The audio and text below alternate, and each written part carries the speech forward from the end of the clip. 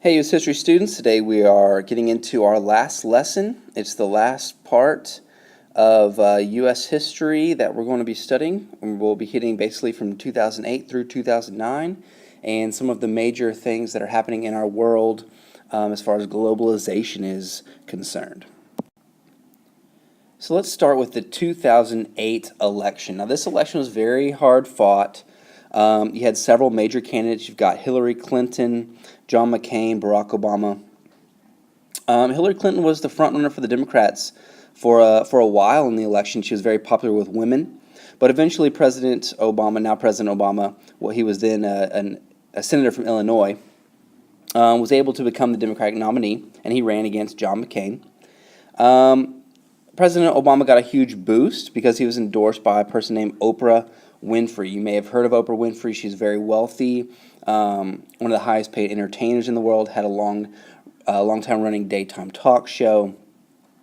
And so she endorsed Barack Obama, and that helped him pull ahead of Clinton and helped him in the main election as well, in the general election.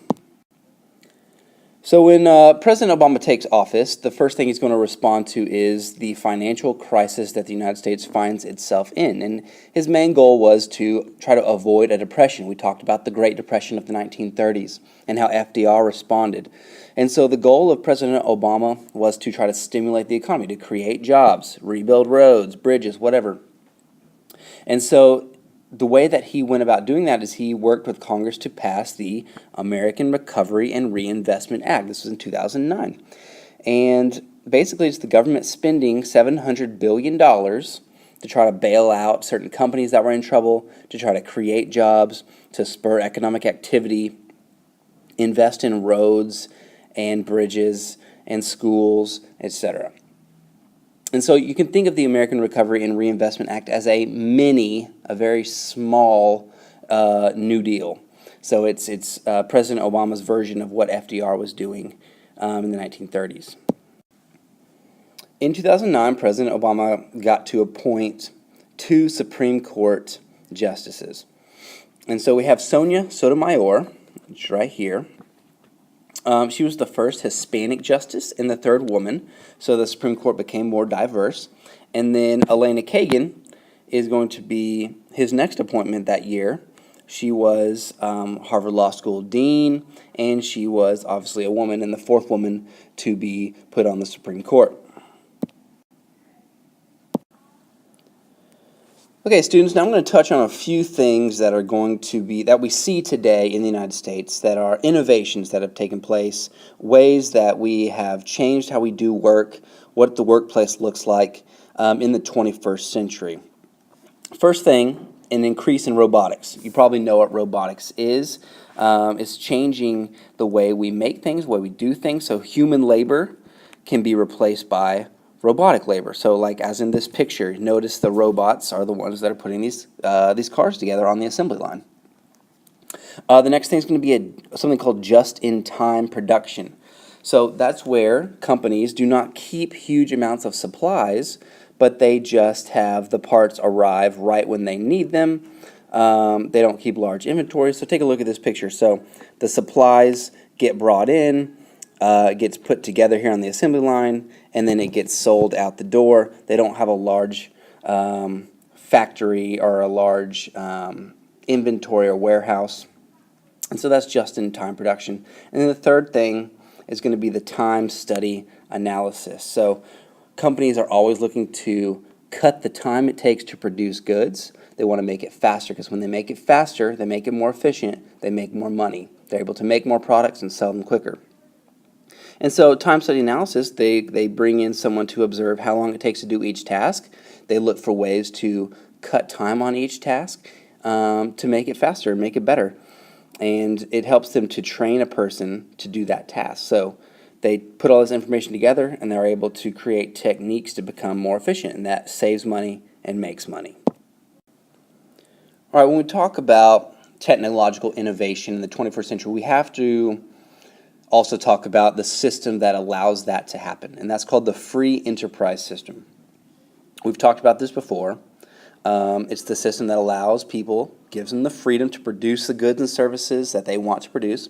So the people decide what to produce, how much it's going to cost. Supply and demand is able to work.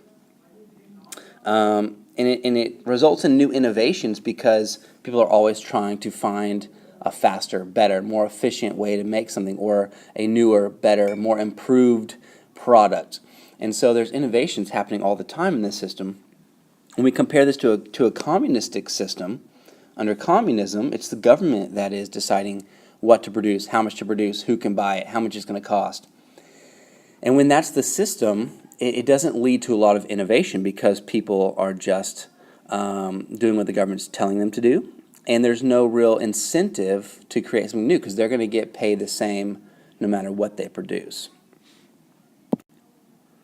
Another thing that we have to mention when we talk about 21st century innovations is the computer revolution. They've totally changed our lives. They've changed how our economy works. They help us to do things faster. They store information for us. They've been able to create jobs in that sector. Now we have programmers and maintenance and companies that produce computers and all kinds of things in that sector. And as you can see on this chart, the percentage of Americans owning computers has been going up steadily and continues to go up. This is a little out of date. It's 2005. It's actually higher than that now if it just keeps going up. And so it's drastically changed our lives since the early 1980s. The next thing in dealing with the 21st century economy in the United States is we have to look at how we interact with others. So we're part of a global economy. Now, if we go back to 1950, if we look at that, most American manufacturers are selling to consumers in the United States. But today, American manufacturers are selling to people all around the world. We're much more connected to the rest of the world. We're much more integrated in one single economy. And American companies are spreading out all over the world and setting up subsidiaries there.